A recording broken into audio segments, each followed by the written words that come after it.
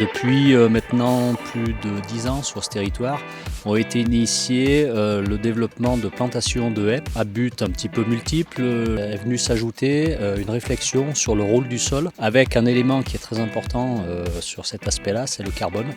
Et le carbone est ramené notamment par le bois.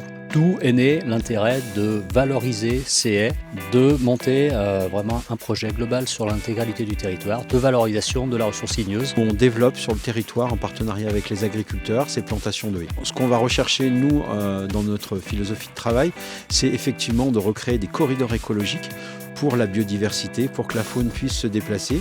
On va toujours sélectionner des essences d'arbres qui vont attirer des auxiliaires, des insectes, qui vont attirer des oiseaux. Tout ça pour veiller à respecter, à ce que la haie soit un écosystème naturel fonctionnel et intégré dans un système agricole. On va alors obtenir ce qu'on appelle un agrosystème, donc un système agricole qui soit écologiquement viable. Le but du jus, c'est surtout de préserver la ressource bocagère pour qu'elle puisse perdurer et produire du bois à long terme. C'est-à-dire restaurer, rajeunir le patrimoine que l'on a, le transformer en haies utiles à l'agriculture, telles que des brise-vents, des anti-érosives, haies aussi auxiliaires pour la biodiversité, et puis finir par, une fois qu'elles sont grandes, qu'elles se développent, qu'elles se déploient, eh bien on va les récolter pour en faire de la plaquette. Et cette plaquette, elle pourrait être utilisée soit en litière pour les animaux, soit en bois énergie pour la chaufferie locale auprès de l'agriculteur, pour la ferme, ou pour une petite collectivité. Le principe pour nous, ça a été de transformer une contrainte et un coût d'entretien du bord de nos champs quelque part en ressources. Nous, ici éleveurs, on a beaucoup plus d'animaux à hiverner que ce qu'on a de paille produite dans la région.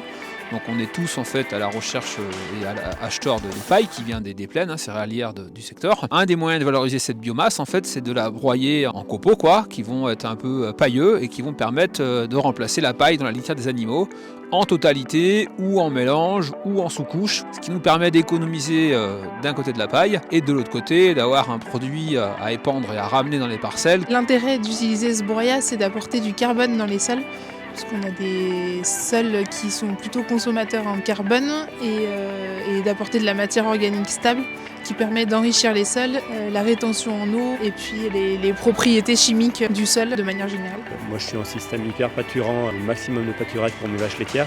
Je considère que l'arbre il est quasiment indispensable si je veux faire pâturer mes vaches l'été pour apporter de l'ombre, pour les protéger du vent et puis pour protéger aussi un peu la culture de l'herbe. Les plantations de bois, ça me permet aussi d'assurer dans le futur sûrement du volume de branches pour faire du broyat que j'utilise en litière pour les vaches. Là les vaches ça fait 2 ans qu'elles sont 100% bois en litière. Je trouve que ça marche vraiment très très bien sur les vaches laitières. Ça a débouché petit à petit parce qu'il y avait des demandes sur d'autres secteurs aussi, sur cette réflexion de plateforme en fait de broyage qui nous apporte quand même beaucoup d'efficacité et des volumes supplémentaires. En fait ça consiste à avoir un endroit où nous on peut venir entreposer nos branchages. Les paysagistes peuvent venir vider aussi leurs entretiens de déchets verts. Là il y a un broyeur qui vient régulièrement. Et après, les agriculteurs se répartissent le broyat au prorata de leurs apports. Ce qui nous a semblé important, à travers quelques acteurs qui étaient très impliqués dans cette démarche, c'est de garder une structure collective. On sait que cette matière, plus le temps va avancer, plus cet aspect-là sera important. Et aujourd'hui, je crois que l'ensemble des agriculteurs du territoire ont bien pris conscience de l'intérêt de cette matière.